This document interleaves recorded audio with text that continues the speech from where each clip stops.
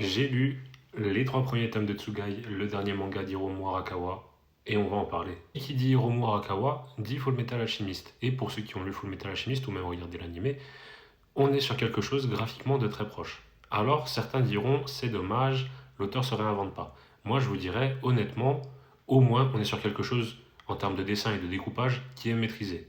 Mais du coup de quoi ça parle?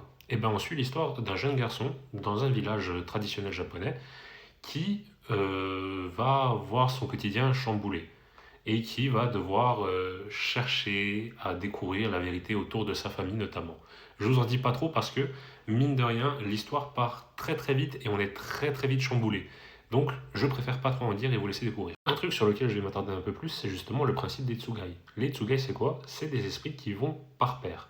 Et ils ont des pouvoirs qui en général sont complémentaires. Par exemple, on va avoir un poisson qui avale tout et l'autre poisson qui va pouvoir tout recracher.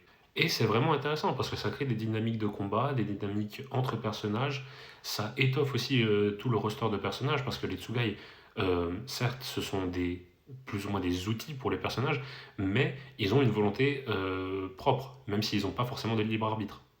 Et du coup, Tsugai, est-ce que c'est bien au final? Oui, très clairement. On sent que l'auteur, on n'est pas à son coup d'essai, qu'elle maîtrise l'histoire, qu'elle sait raconter, qu'elle sait impliquer tous les personnages, que personne n'est là vraiment de manière futile. Tout a un sens. Maintenant, pour ceux qui s'attendent à un Fullmetal Alchemist bis, c'est pas vraiment le cas. Si je dois noter un défaut principal pour l'instant à l'intrigue, c'est que tout est beaucoup trop manichéen.